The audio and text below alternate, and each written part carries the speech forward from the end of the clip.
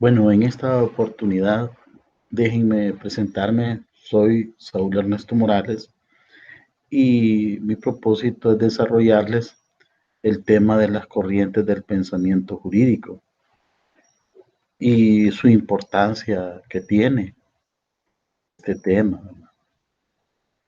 Me pretendo cumplir con el propósito de abordar los siguientes temas: el marco histórico de las corrientes del pensamiento jurídico, las corrientes del pensamiento jurídico en El Salvador, también las corrientes del pensamiento del derecho, la corriente del derecho, la corriente del pensamiento jurídico del derecho natural, el justnaturalismo, el positivismo jurídico, el justpositivismo, el neoconstitucionalismo, el principialismo.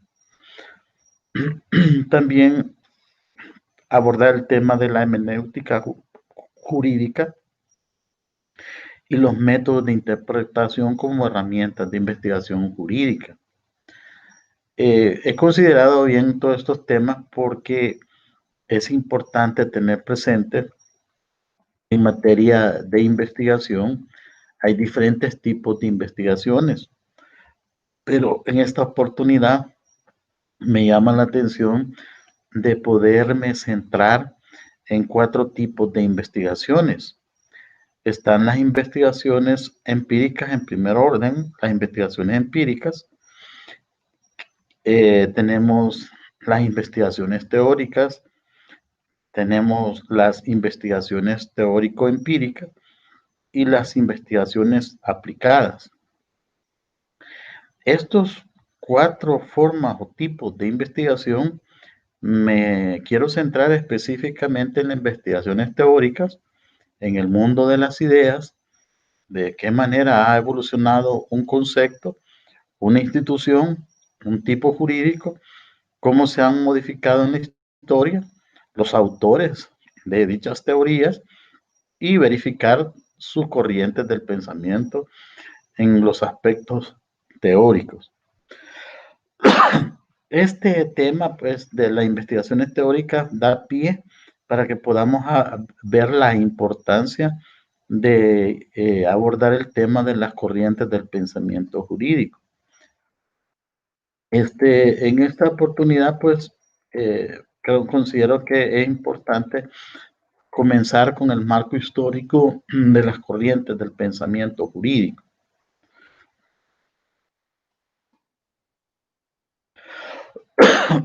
En el siglo VI antes de Cristo surgen los clásicos como Platón, Aristóteles a la cabeza. Se empieza el estudio de la ética y la política.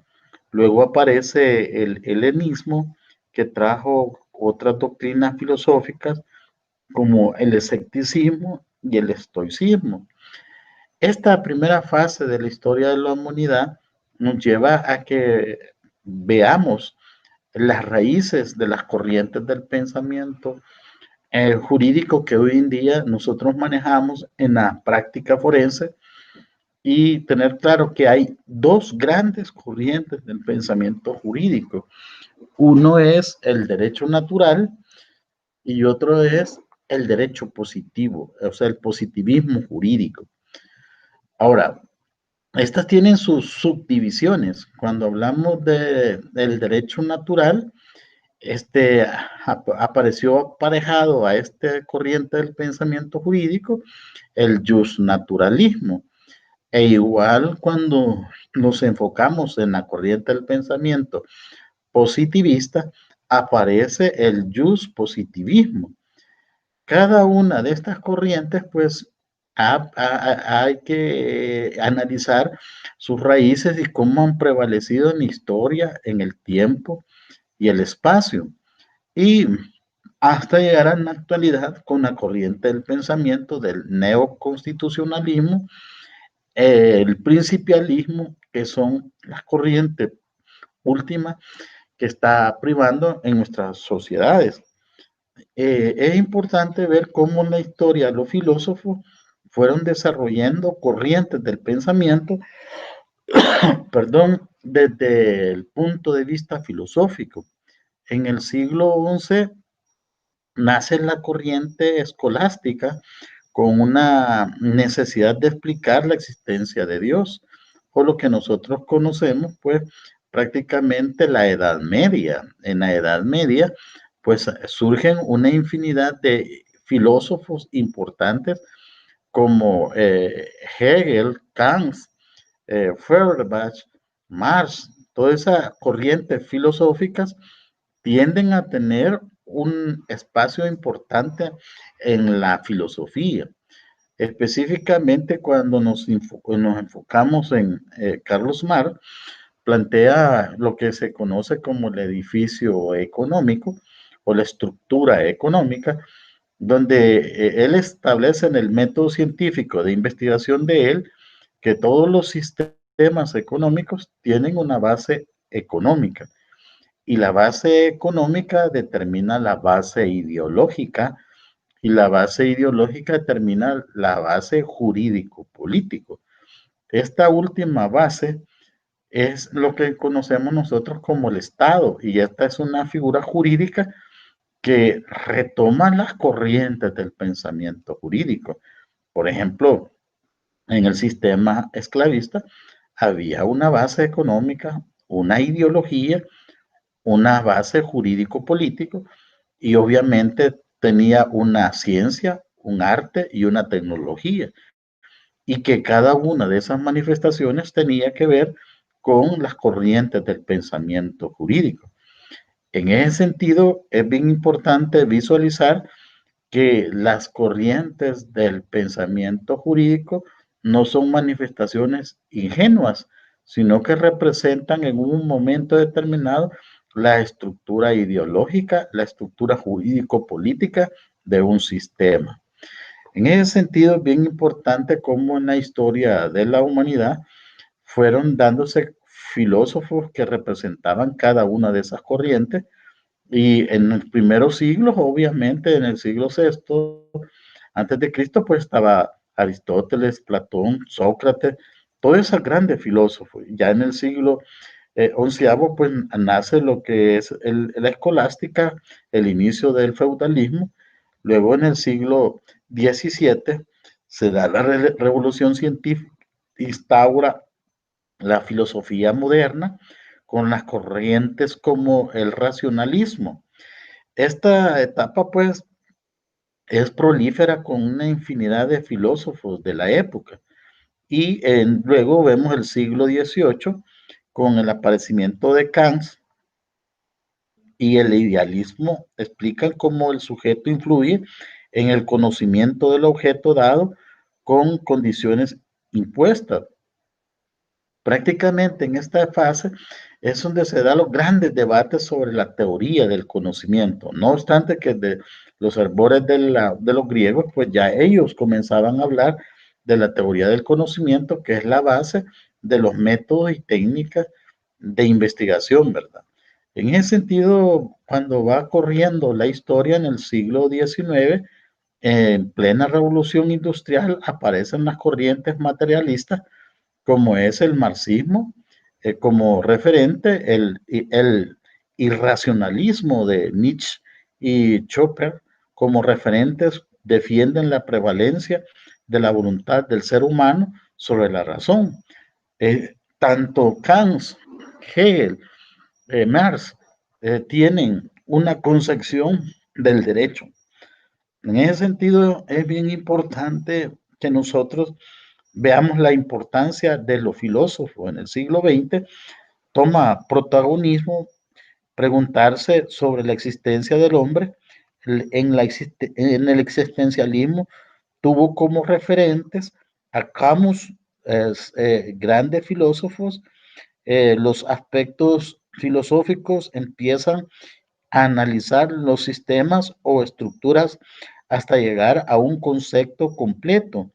Es el denominado estructuralismo, con Klaus Lewis, Strauss, Michel Foucault como principales representantes filosóficos de esa época.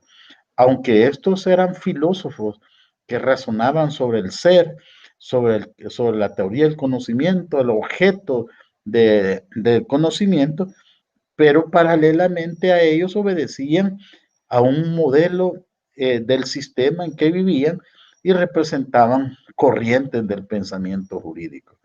Es así que en ese desarrollo de esos filósofos tenemos que tener presente en la antigüedad esa base de filósofos que sientan los principios de la teoría del conocimiento. Ahora bien, en materia de derecho, considera pues que los abogados deben de ser cultos, deben de ser filósofos, deben de ser poetas y tener un poco de locos, porque es re necesario en esta sociedad, en la actualidad, tener líderes y filósofos.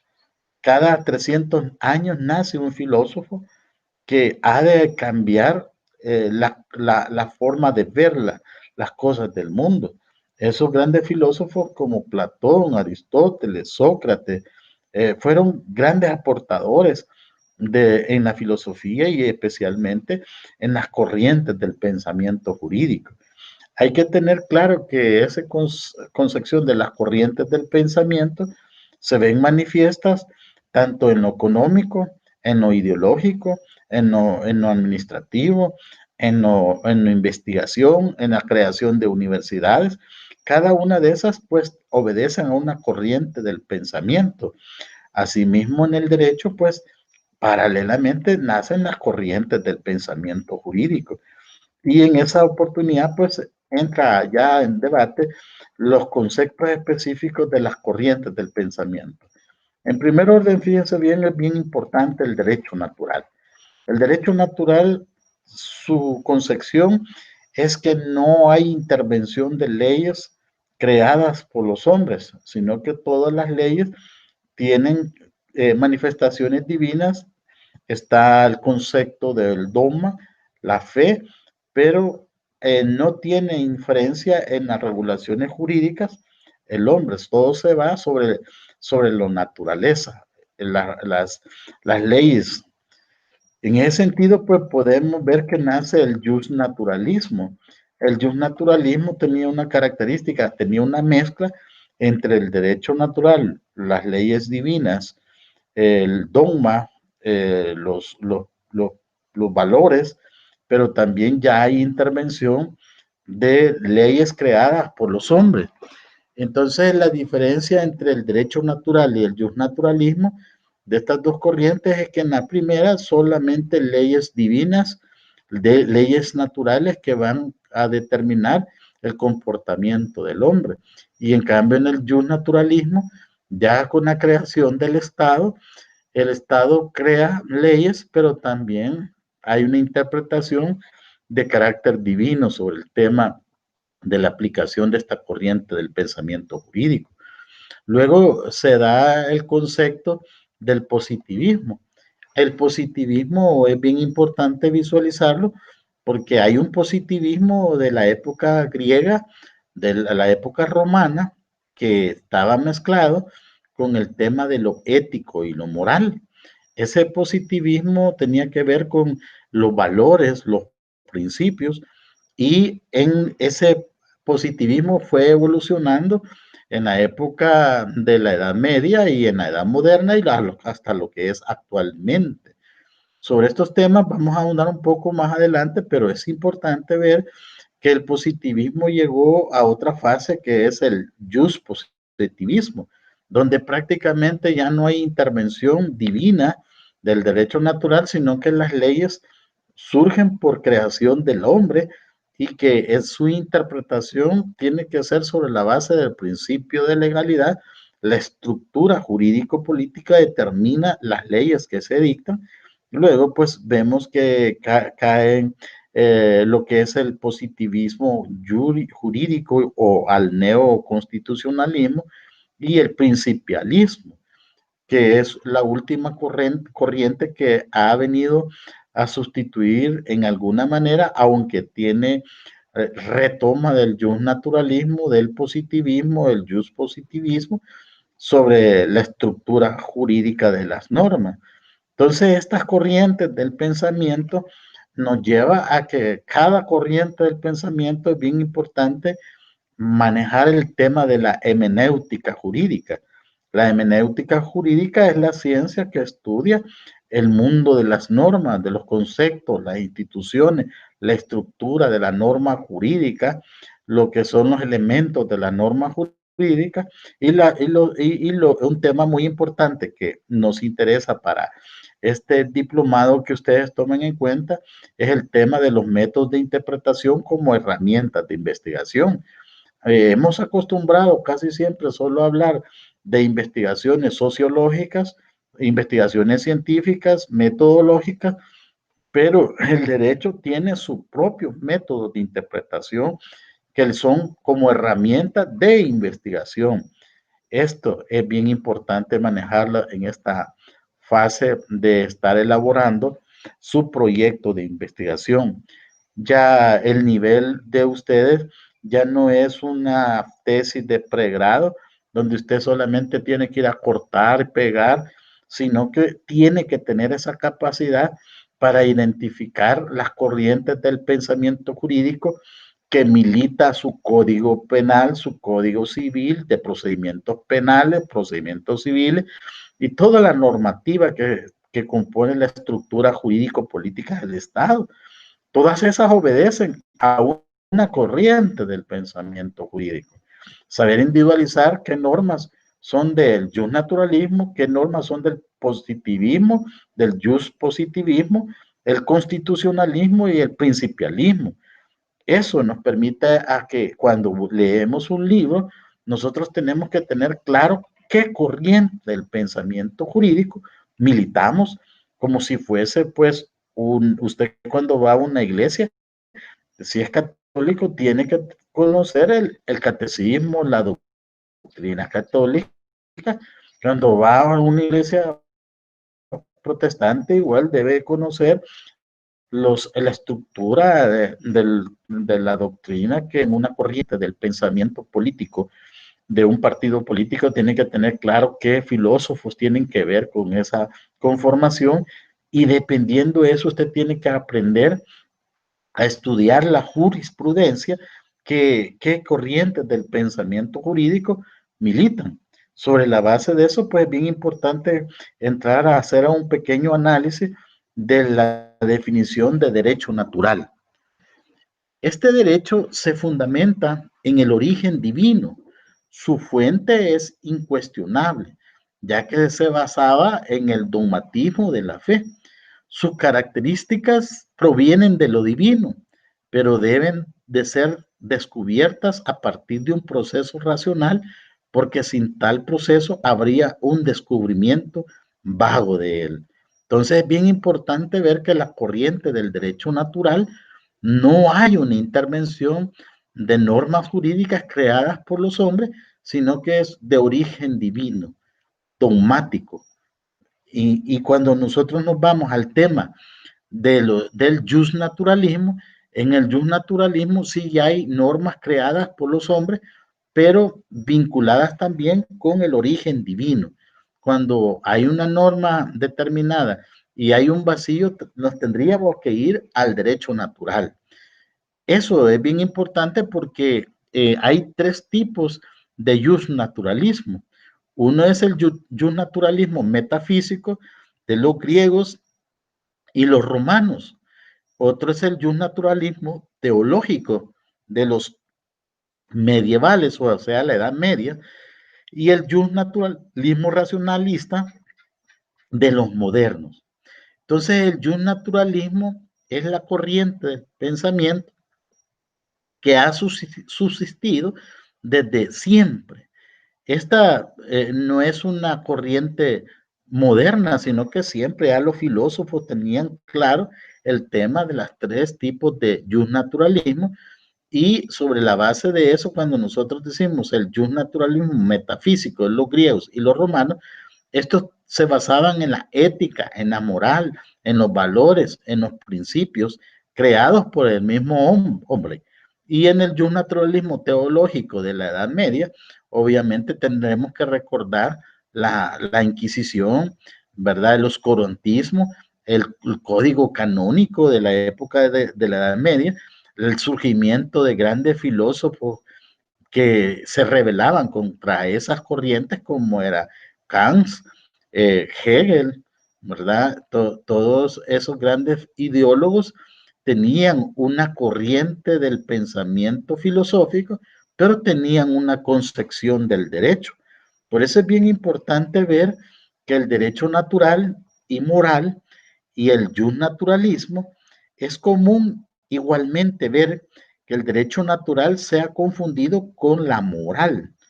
Lo ético, lo moral fue aporte de los griegos, lo cual en algunos casos pueden ser errado, dado que la moral puede ser extendida a una serie de mucho mayor de situaciones que las del derecho natural.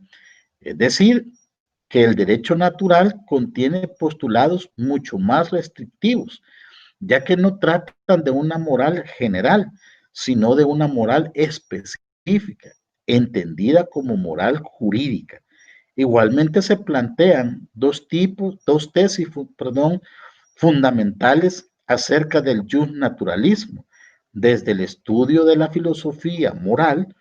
Una es el absolutismo moral, dado que considera principios de justicia universalmente válidos, inmutables y accesibles por la razón humana.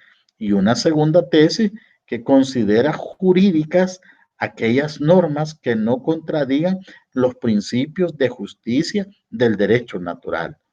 Debemos de recordar aquellas expresiones que hemos escuchado muchas veces, que no siempre lo legal es lo justo, pero también vemos a la inversa cuando dice que cuando el derecho se antepone a lo justo, debe prevalecer la justicia. Esas terminologías son representativas de un derecho positivo, justnaturalista, y en el otro un positivismo, se puede decir duro o fundamentalista. Por ejemplo, cuando decimos que en el derecho romano ellos planteaban que dura lex es la ley, es una expresión del positivismo inicial, pero un positivismo fundamentalista. Pero cuando vamos y decimos que no siempre lo legal es lo justo, es un just naturalismo, o sea, un derecho positivo atenuado. Entonces, estas corrientes del pensamiento han venido siendo sostenidas en el tiempo y el espacio. El justnaturalismo ha sido la tradición del pensamiento jurídico más duradera. Sus orígenes se remontan a la Grecia y Roma clásicas, Sócrates, Platón, Aristóteles, Cicerón, y llega hasta nuestros días, habiendo sido la corriente dominante durante toda la Edad Media. El justnaturalismo teológico, tenemos a Santo Tomás, San Agustín, la escolástica española, y durante la Edad Moderna, época del Ilustración, teóricas del contrato social de Montesquieu, de Rousseau, Locke, Hobbes, el justnaturalismo racionalista de juristas como Tomasio, Grocio, Pufendorf. A comienzos del siglo XIX, el justnaturalismo entró en una profunda crisis, pero no desapareció del todo, y después de la Segunda Guerra Mundial se detecta un cierto racionalismo de las doctrinas del derecho natural.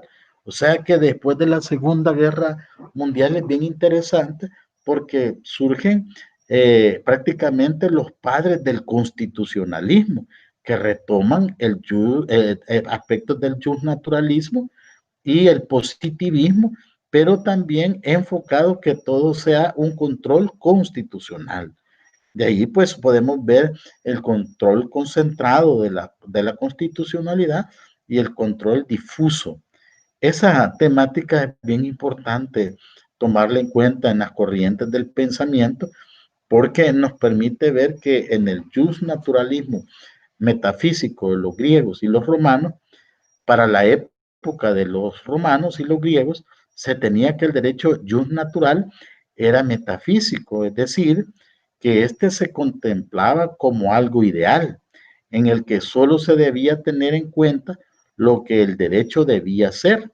En otras palabras, el deber ser del derecho Aquí se le contempla al derecho como algo lógico e invariable, que no consiste en la autoridad de un legislador, sino que depende de la realidad dada por el mundo, por la naturaleza, por lo divino. Por lo tanto, se decía que el derecho solo se le podía acceder por medio de la razón exenta de provisionamientos lógicos. Entonces, bien importante esta primera fase del naturalismo, porque ahí es donde surgen las grandes corrientes de la teoría de la argumentación y fundamentación vinculado con las reglas de interpretación de las normas y que visualizan la forma como ha de aplicarse. Pero estas corrientes tienen sus orígenes, o sea, cuando nosotros vemos el positivismo fundamentalista, el positivismo atenuado, esas corrientes que trata de explicar el positivismo jurídico nos lleva de que siempre en la historia de la humanidad han habido tratadistas que son fundamentalistas y otros que son del derecho natural o lo que es el justnaturalismo con las normas jurídicas. Entonces, nosotros podemos ver grandes juristas de la época de los romanos, de la época de la Edad Media, el modernismo, hasta llegar en la actualidad y poder establecer la línea del tiempo de esos grandes expositores del derecho. El justnaturalismo, fíjense bien, teológico de los medievales. Por otro lado, el justnaturalismo teológico consideraba a la ley natural como una participación de la ley divina y se ha de expresar por medio de la ley humana o positiva. Entonces, ustedes pueden ver de que los grandes aportes del proceso, el derecho sustantivo, las codificaciones, se dan con mayor expresión en la época medieval. Y lo anterior, pues dado que es necesario que la ley sea justa. De ahí, a su vez, nacen los primeros principios prácticos del derecho, como hacer el bien y evitar el mal. En estas corrientes del justnaturalismo se encuentran escritores, todos aquellos filósofos tomistas que creían que el derecho natural venía de Dios y que toda la ley positiva debía ajustarse entonces a estas leyes dadas por Dios. Entonces, en el justnaturalismo es bien característico porque ya aquí hay una gran intervención de producción jurídico por parte del Estado, pero esta tiene que ser reflejo de las leyes divinas de Dios con el just naturalismo. Es bien importante también tener presente el just naturalismo racionalista de los modernos. El just naturalismo racionalista empieza, por otro lado, a suprimir o eliminar las concepciones de la ley divina, aunque no en su totalidad. Aquí empieza a decir ya que el fundamento del derecho y de la ley es la racionalidad humana, que es capaz de descubrir las leyes universales e inmutables en medio de la naturaleza. Es cuando nacen entonces los principios de justicia, tales como dar a cada uno lo que merece, vivir honestamente y no hacer daño a nadie. Algunos juristas han denominado a esta corriente del justnaturalismo como una corriente individualista, donde el hombre en su estado de naturaleza es capaz de descubrir el verdadero derecho. Esta corriente es bien importante tomarlas como base para poder comprender el derecho positivo. En el derecho positivo debemos de entender que es el conjunto de normas jurídicas escritas por una soberanía, por el órgano estatal que ejerce la función legislativa.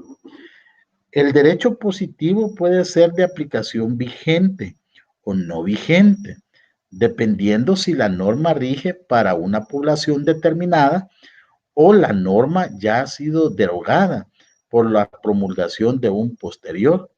No solo se considera derecho positivo a la ley, sino además a toda norma jurídica que se encuentra escrita en decretos, acuerdos, reglamentos. En otras palabras, el derecho positivo es el derecho que está escrito, a diferencia del derecho natural inherente al ser humano y del consuetudinarismo, dictada por la costumbre.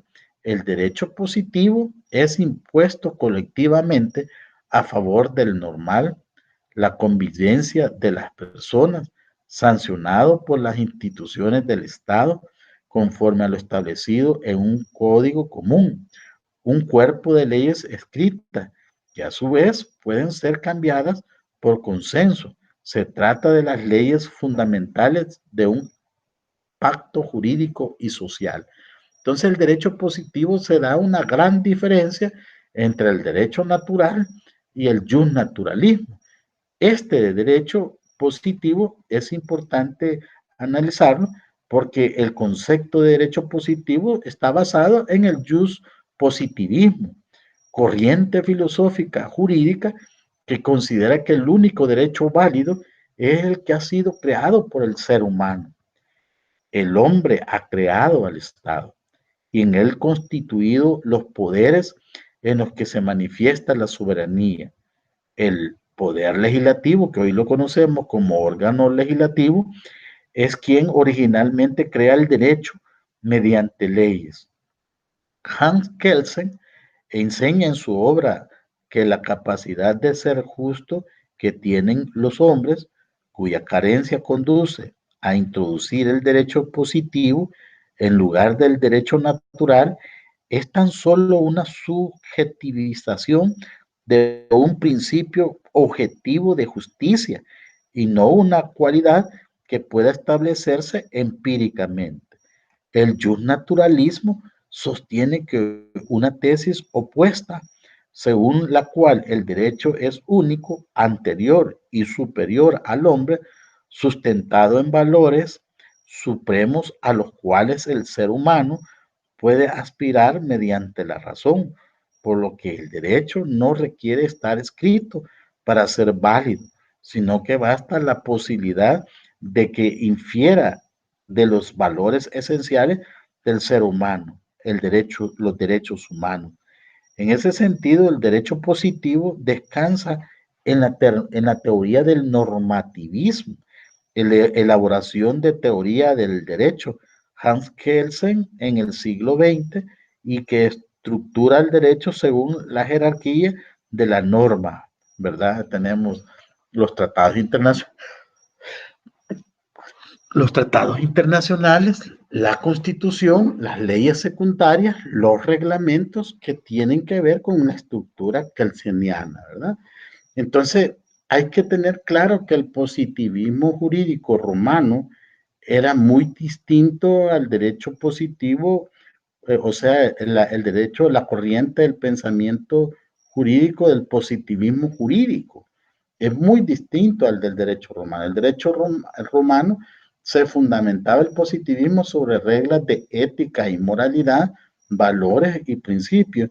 En cambio, en el derecho positivo, el concepto de derecho positivo estaba basado en las corrientes filosóficas donde el Estado es el principal productor de las normas jurídicas. En el conjunto de normas jurídicas escritas por una soberanía, por el órgano estatal que ejerce la función legislativa. Esta temática pues nos lleva a no dejar de abordar un poco las escuelas del derecho. Hay tres grandes escuelas importantes que en la historia de la humanidad han estado y que son los que representan la producción de las corrientes del pensamiento jurídico, como es Alemania, Francia e Italia. España pues no es considerada como una escuela del derecho porque se considera que ellos copian las corrientes del pensamiento producidas por las escuelas alemanas, francesas e italianas.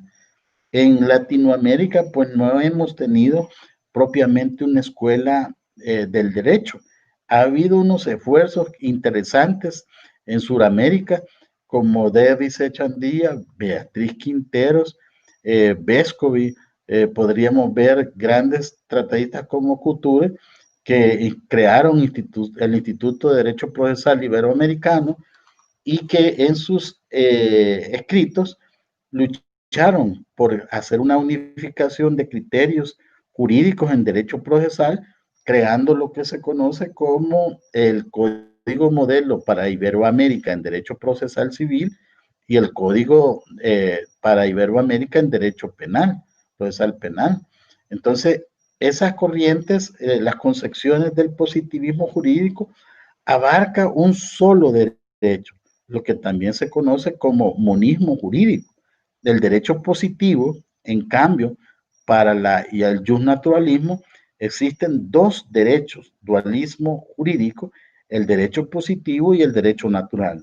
Este último se define como el conjunto de principios o valores superiores a los cuales podemos acceder a través de la capacidad humana y que prevalecen sobre el derecho positivo y son siempre válidos. El origen de esta doctrina es tan antigua como el derecho y puede rastrearse intelectualmente desde el paso del mito a logos en Grecia antigua. Los derechos positivos en plural son, por lo tanto, conceptualmente diferentes de los derechos naturales. Entonces, cuando hablamos de las escuelas del derecho, también tenemos que ver paralelamente las corrientes del pensamiento jurídico.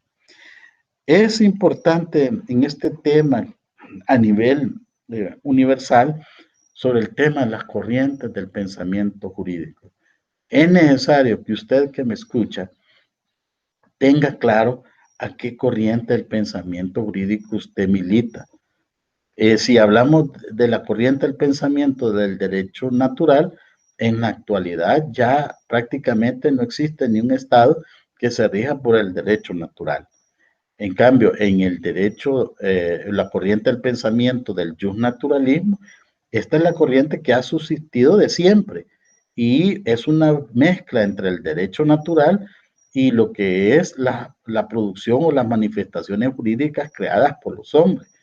Y luego pues tenemos el tema del positivismo jurídico, que el positivismo jurídico es importante tener presente que el positivismo jurídico se ha subdividido en dos grandes corrientes. Una, la corriente del pensamiento jurídico duro o fundamentalista y la corriente del pensamiento jurídico just naturalista y llegando a lo que puede ser la corriente del pensamiento del constitucionalismo y el principialismo, o lo que hoy en día conocemos la integración de normas jurídicas y principios, derechos y garantías fundamentales. En las corrientes del pensamiento jurídico de El Salvador, ¿cómo es que nace este tipo de corrientes del pensamiento jurídico en El Salvador? Es un poco penoso que un abogado, un juez, un fiscal no tenga claro qué corriente del pensamiento jurídico milita. Y en ese sentido, este tema es bien importante, no solo por tener claro las corrientes del pensamiento jurídico, sino que nos dan pautas para abordar otros temas que más adelante vamos a ver que sirven como herramientas en la investigación científica del derecho. No es lo mismo la teoría general del derecho con el derecho científico. La teoría jurídica van siendo producidas por el derecho científico, el investigativo. En El Salvador, pues es bien importante que sepamos en qué momento nacen las corrientes del pensamiento jurídico desde el punto de vista doctrinario, que lo entendamos como corrientes del pensamiento jurídico. No que no existieran, sino que por primera vez en la Constitución de 1983 se habla de las corrientes del pensamiento jurídico. En el artículo 186, inciso tercero, en la parte final de dicho artículo, habla de que cuando se está en el proceso de elección de magistrados, estos deberán estar representados por las más relevantes corrientes del pensamiento jurídico. Es importante tener bien claro que no es lo mismo militar una corriente del pensamiento político partidarista que una corriente del pensamiento jurídico. Dios nos guarde en el sentido cuando vemos resoluciones que obedecen a una corriente del pensamiento jurídico partidarista y no una corriente del pensamiento jurídico. Por eso es bien importante tenerlo claro esos temas. En el Código Civil, específicamente en el artículo 19, se contempla la corriente del pensamiento jurídico positivista fundamentalista, cuando se prescribe que el sentido de la ley es claro, no se desatenderá su tenor literal a pretexto de consultar su espíritu. Este artículo prácticamente nos da una metodología de interpretación de las normas. El Código Civil nuestro nos introduce un tema adicional a las corrientes del pensamiento jurídico, nos introduce el tema de la interpretación de las normas. En el artículo 24 del Código Civil encontramos el positivismo atenuado, cuando dice que en los casos a que no pudiera aplicarse las reglas de interpretación procedentes, se interpretarán los pasajes oscuros o contradictorios del modo que más conforme parezcan al espíritu general de la legislación y a la equidad natural. Entonces, bien importante cuando nosotros hablamos de los derechos, garantías y principios en la Constitución que tienen que ver con el positivismo atenuado o que es naturalismo o lo que es el constitucionalismo o lo vinculado a los principios, derechos y garantías fundamentales. Esto nos da la pauta para que nosotros podamos identificar qué corrientes del pensamiento jurídico tiene el Código Penal nuestro, el Código Civil y los demás códigos que regulan toda la actividad jurídica del Estado en nuestro país. Por ejemplo, en el Código Penal, en el artículo 4, cuando se prohíbe la imputación objetiva, eso nos permite ver que la corriente del pensamiento que milita ese código es un positivismo atenuado o naturalismo o lo que habla del constitucionalismo o principialista. En el artículo 15 del Código Procesal Penal habla de la interpretación de las normas y dice que se interpretarán restrictivamente todas las disposiciones legales que coarten la libertad personal, las que limiten el ejercicio de un derecho o facultad conferida a los sujetos procesales o que establezcan sanciones disciplinarias. Esto es una representación de un positivismo duro. No es un positivismo atenuado, es restrictivo. Pero también en el artículo 19 del Código Procesal Civil y Mercantil tenemos el tema de la integración de las normas procesales, que es parte de la corriente del pensamiento jurídico naturalista, constitucionalista y principialista. Este artículo vale la pena que lo analicemos, porque en el tema que nos ocupa de los métodos y técnicas de investigación, esto nos permite visualizar toda una metodología, un protocolo que debemos de seguir en las formas de investigación en los temas jurídicos. Por ejemplo, este artículo establece que en caso de vacío legal se deberá acudir a la regulación y fundamentos de las normas que rigen situaciones análogas. Este primer momento de este artículo nos está llevando a que seamos estudiosos, investigadores de la teoría general del derecho y los métodos de interpretación. Nos habla de la analogía. Ya vemos que en el Código Civil, en el artículo 19, nos está hablando de dos grandes métodos de interpretación. Uno es el literal y otro es el histórico.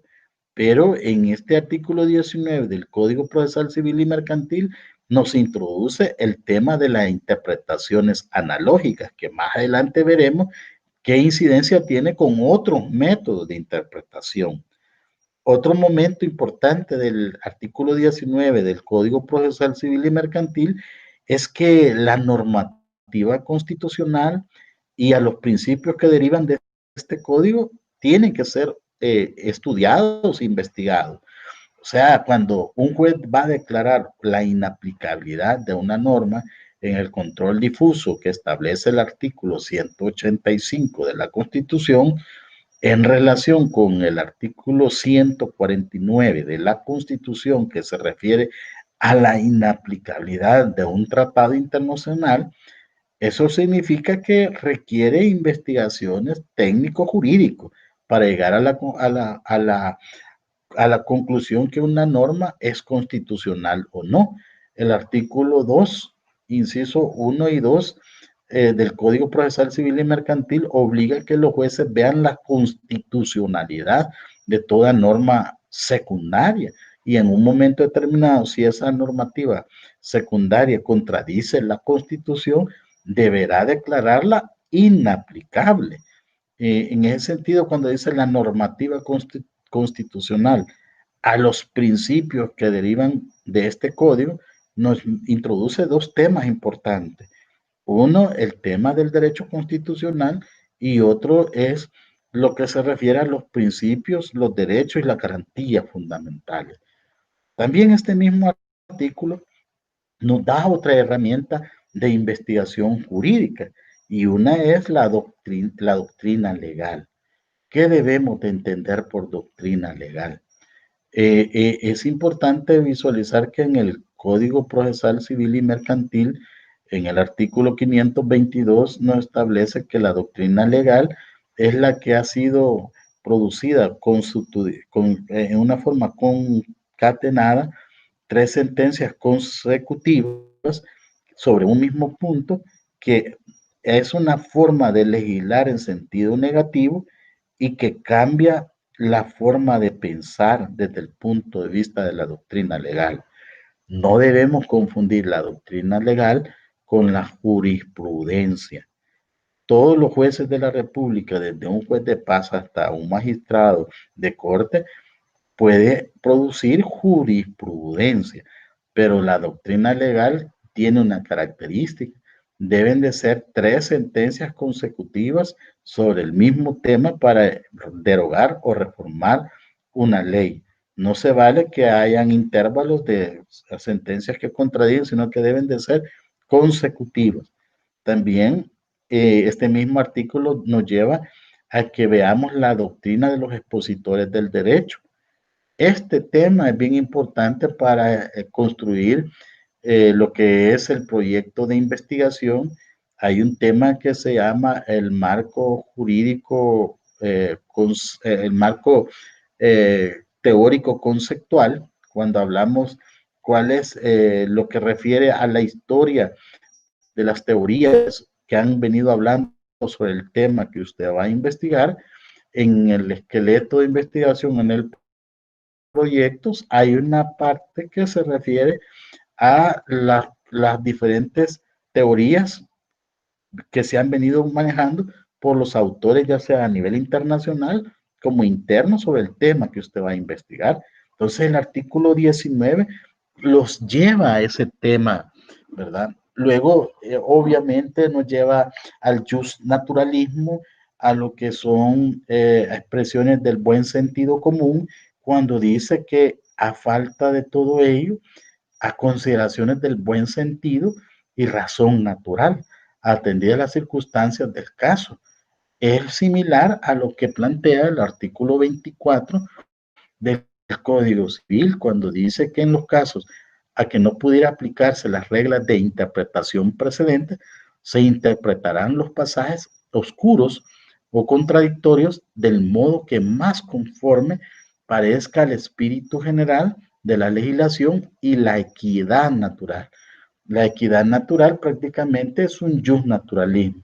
Eso nos permite identificar qué corrientes del pensamiento jurídico puede tener un código penal, un código de procedimientos penales, de procedimientos civiles o el código civil propiamente dicho y cualquier otra normativa.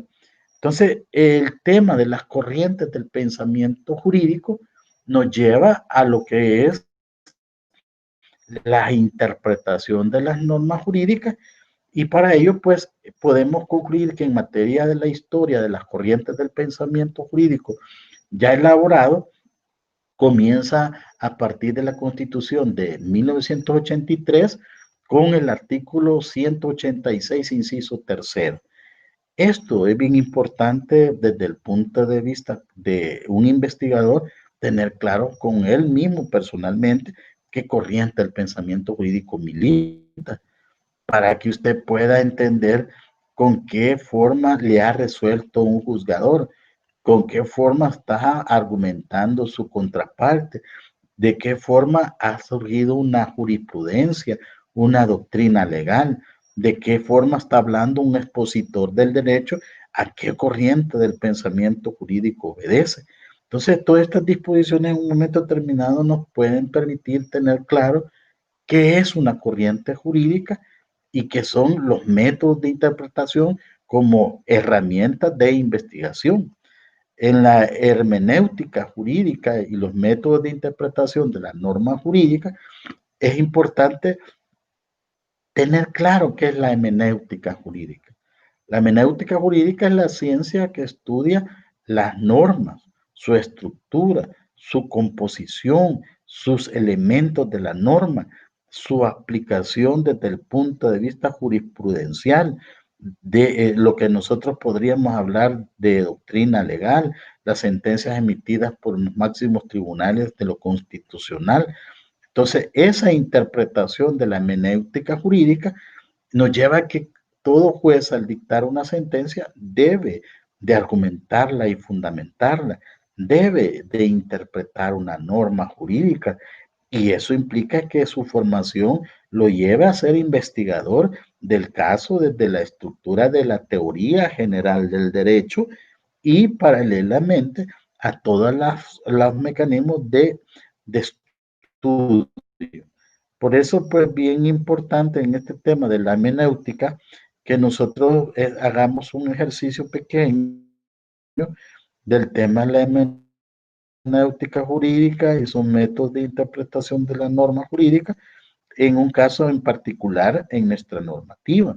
Por ejemplo, en los tipos de interpretación jurídica, nosotros encontramos que existen tres grandes tipos de interpretación de la norma jurídica. Uno es la doctrinaria, la judicial y la auténtica. La doctrinaria es la que hacen los expositores del derecho y la hemos visto en el artículo 19 del Código Procesal Civil y Mercantil. La interpretación judicial es la que plasman los jueces en sus sentencias y eso lo podemos ver claramente en el artículo 216, 217, 218 del Código de Procedimientos Civiles y Mercantiles, en la parte inicial de la estructura del Código Civil, Procesal Civil, se habla de este tema de la interpretación de las normas por parte de los jueces. Entonces, por eso la interpretación auténtica en el caso de los diputados está regulado en el artículo 131, numeral quinto, el artículo 142 de la Constitución y el artículo 3 del Código Civil. Entonces, los tres grandes tipos de interpretación, en primer orden está la doctrina, en segundo la judicial y en tercero la auténtica. Sobre la base de eso, es bien importante la hermenéutica aplicada a un caso, a un artículo en particular, como es el artículo 19 del Código Civil. Aplicando la hermenéutica jurídica dice que cuando el sentido de la ley es claro, no se desatenderá su tenor literal. Entonces aquí nos lleva a la interpretación literal. Todas las corrientes del pensamiento a partir del justnaturalismo, el positivismo fundamentalista, el atenuado, el constitucionalismo, el principialismo, parten de una interpretación literal. Todas van a comenzar por ese tema de la interpretación literal. En el Código Civil nos da otros métodos que están vinculados a la interpretación literal. Por ejemplo, cuando hablamos de la interpretación gramatical, tiene que ver con la interpretación literal porque se hace uso del texto, del articulado, de la figura jurídica que se está utilizando y esta nos va a permitir si se aplica o no un concepto, una institución, algún formalismo que está establecido en la ley. Lo mismo en el método exegético de la interpretación de las normas, tiene que ver con la interpretación literal. Son primos hermanos estos métodos de interpretación. En la interpretación analógica para visualizar que previo a aplicar estos métodos de interpretación, primero comienzo con esa interpretación literal. Y esa interpretación literal está apegada a la interpretación gramatical. Si en ese texto no encuentro la solución, voy a hacer una interpretación exegética, concepto por concepto, institución por institución. Y luego, pues, la interpretación analógica, cuando busco dentro del mismo cuerpo legal la solución jurídica a la problemática. Luego, pues vemos el tema de la interpretación extensiva, que me permite irme a otras figuras jurídicas similares para resolver la problemática. Esto pues nos lleva a que nosotros tengamos presente que la interpretación literal, gramatical, pasa porque se vea la constitucionalidad de las normas jurídicas. Del artículo 1 y 2 del Código de Procedimientos Civiles y Mercantiles plantea que los jueces siempre deben de ver la constitucionalidad de las normas jurídicas. En la práctica forense vemos muchos jueces que bien apresuradamente declaran la inaplicabilidad de una norma jurídica, pero la Sala de lo Constitucional ha establecido un parámetro, un protocolo para que un juez pueda decretar la inaplicabilidad de la norma jurídica. Y ellos introducen un método de interpretación que dice interpretación conforme a Constitución. Pero esta interpretación conforme a Constitución debe de estar vinculado con el derecho constitucional configurado. O sea que en las interpretaciones que hace el juez, primero debe de ver la solución en el cuerpo legal que está aplicando en toda la estructura de la normativa.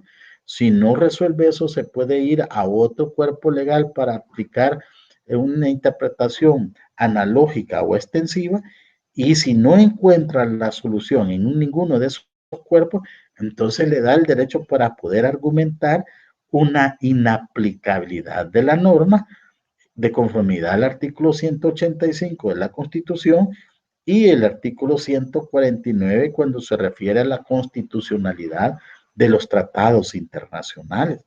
En ese sentido es bien importante este método de interpretación literal, porque conforme se va alejando, va aplicando otros métodos de interpretación como es el exegético, el analógico, el extensivo. Esta temática es bien importante porque nos lleva a la interpretación teológica. Considera que el objeto motivo o fin razonable de la ley para la interpretación teológica en sentido propio de las palabras es el punto de partida, mientras que en el espíritu y finalidad de la ley constituye el punto de llegada. Imagínense, solo en la interpretación literal, a qué tema nos lleva que tenemos que aprender a estudiar y abordar, y ver de que estos métodos de interpretación no se aplican por igual en el derecho penal y el civil o el derecho administrativo. Por ejemplo, la interpretación analógica, la interpretación extensiva, está prohibida que se aplique en el derecho penal y solo se aplicará cuando le favorezca al reo. En este tema, pues nos lleva a que también seamos cuidadosos con el tema referente a lo que es la retroactividad regulada en el artículo 21 de la Constitución, donde plantea que la retroactividad solo se aplicará cuando le favorezca a un imputado, a excepción en otras ramas del derecho, es que la Corte Suprema de Justicia determine que esa norma es de orden público. Entonces, esta temática es muy importante que la manejemos y son áreas de investigación, si se puede decir literales. Hay una teoría que se llama la teoría de los conceptos de las instituciones. La mala aplicación de un concepto, un punto, una coma, puede hacer la diferencia para poder interpretar un caso en particular. También en el mismo artículo 19, cuando partimos que cuando el sentido de la ley es claro, no se desatenderá su tenor literal, dice que a pretexto de consultar su espíritu, pero bien se puede para interpretar una expresión oscura de la ley, recurrir a su intención o espíritu, claramente manifestada en ella misma. Cuando nosotros vamos a aplicar las normas jurídicas, casi siempre hacemos caso omiso de estudiar los considerandos que lleva toda norma que ha sido decretada. Siempre nos vamos de una sola vez a buscar un artículo, pero es bien importante que nosotros aprendamos a leer los considerandos. Otra es siempre leer el objetivo de la norma jurídica que se está dictando. Y esto pues nos permite tener una apreciación cuál es la intención que tiene el legislador en un tema determinado, considerando el objeto de la ley, la técnica legislativa al redactar dicha ley, sus conceptos. Eso nos permite a nosotros ir entendiendo una norma. También fíjense bien, cuando estamos viendo en el artículo 19 que dice que a pretexto de consultar el espíritu, pero bien se puede para interpretar una expresión oscura de la ley, recurrir a su intención o espíritu claramente manifestados en ella misma o en la historia. La historia, vean qué interesante la historia. Nosotros tenemos en los métodos y técnicas investigaciones historiográficas, documentales, y es bien importante tener como regla de oro en una investigación histórica que todo estudio sobre algún hecho histórico generalmente inicia con una interrogante, las preguntas sobre cómo o por qué sucedieron los eventos en el pasado o algún otro tipo de preguntas del tipo analítico o reflexiva son las más apropiadas para dirigir el proceso a entender la historia. Las preguntas descriptivas tales como quién, qué, dónde y cuándo sirven para establecer el contexto histórico, pero no ofrecen conclusiones históricas profundas. La clave está en la habilidad de investigar para usar ambos tipos de preguntas y así conducir un mejor estudio histórico. Cuando decimos quién, las personas que se ven vinculadas. ¿Qué es lo que trata esa norma? ¿Dónde se dio esa norma? ¿Y cuándo se dio esa norma? Esas son preguntas importantísimas.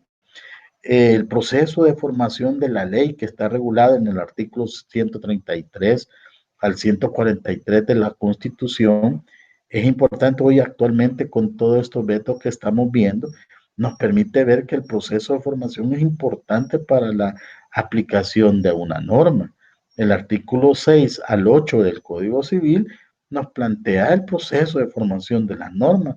En la exposición de motivos de la Constitución también nos habla del aspecto histórico, pero el artículo 268 de la Constitución también nos lleva a que se tendrán como documentos fidelignos para la interpretación de la Constitución, además del acta de la sesión plenaria de la Asamblea Constituyente, las grabaciones magnetofónicas y de audio-video que contienen las incidencias y la participación de los diputados constituyentes en la discusión y aprobación de ellas, así como los documentos similares que se elaboran en la comisión redactora del proyecto de constitución. La Junta Directiva de la Asamblea Legislativa deberá dictar las disposiciones pertinentes para garantizar la autenticidad y conservación de tales documentos.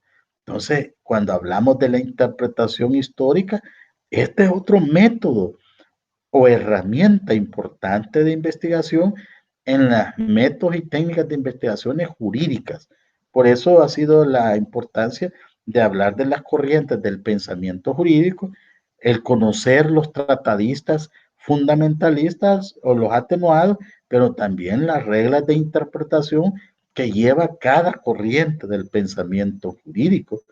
Eso es bien importante tenerlo claro. Claro. También el mismo Código Civil continúa que habla de la fidedigna de su establecimiento. Entonces es importante leer sus considerandos, la interpretación literal o analógica, gramatical o exegética. Todo esto lo encontramos en el artículo 20, 21, 22 y 23 del Código Civil. Esta es una aplicación exegética de un artículo específicamente 19 del Código Civil que nos permite ver claramente las herramientas que podemos utilizar en una investigación jurídica, pero también nos permite tener presentes las corrientes del pensamiento jurídico. Cuando nosotros hablamos de las corrientes del pensamiento jurídico fundamentalista, en el derecho penal están representados casi siempre por aquellos estados intolerantes como el nazismo o lo que pueden ser esos países comunistas rígidos que tienen sistemas que quieren regular hasta los pensamientos de las personas.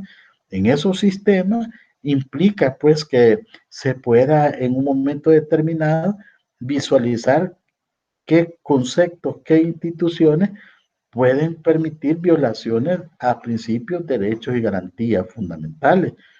Por ejemplo, cuando nosotros hablamos de la teoría del derecho del enemigo, rápido cualquier penalista que usa la teoría del delito se ubica con Jaco. Jaco es un neofascista, neonazi, que él plantea una estructura jurídica dura, una estructura fundamentalista. En cambio, cuando nos vamos a la teoría y razón de Ferraioli, vamos a encontrar un justnaturalismo, un constitucionalismo y principialista. Cuando nosotros leemos a Calamandrei, que nace a principios del siglo pasado, en la Segunda Guerra Mundial, él es uno de los padres del constitucionalismo, él es justnaturalista, principialista. Entonces, un abogado que quiere tener mayor expansión de conocimiento tiene que estar con un just naturalismo, un constitucionalismo y principialista, porque conocer derecho es más amplio, conocer los principios, los derechos y las garantías fundamentales. Entonces, sobre la base de lo que ha sido las escuelas, ¿verdad? De lo que es las corrientes del pensamiento jurídico, nos lleva a las reglas de interpretación de la norma, la hermenéutica jurídica, y nos lleva a otros temas importantes que debemos de tener presentes en la teoría de la norma jurídica, como es el proceso de formación de la ley, su promulgación, su vigencia de la norma, así como la retroactividad, la ultraactividad de las normas jurídicas, los métodos de interpretación de la norma, el método de interpretación legislativo, judicial y la de los expositores del derecho frente a lagunas o vacíos legales, así como la aplicación de la doctrina legal, la aplicación de la jurisprudencia, la vinculación de las sentencias de los tribunales superiores, de la sala de lo constitucional y cámara, la aplicación de principios, reglas y derechos fundamentales frente a algunos vacíos legales. Este inventario de temas que hemos venido hablando son herramientas importantes de investigación cuando estamos frente a investigaciones jurídicas. Gracias. Para mí ha sido un gusto poder compartir con ustedes este tema, pues me ha parecido que es importante tenerlo presente porque esto nos va a permitir a nosotros mejorar nuestros sistemas investigativos en materia jurídica. No es lo mismo leer, no es lo mismo estudiar que escudriñar. Es importante no solo tener conocimiento, sino que tener sabiduría. Porque si yo tengo sabiduría, tengo la capacidad de aplicar lo teórico a la vida práctica. Y en ese sentido, el estar impulsando esta clase, pues ha sido para que sepamos aplicar otras herramientas investigativas en los métodos y técnicas de investigación en temas eminentemente jurídicos. Muchísimas gracias y que Dios los bendiga.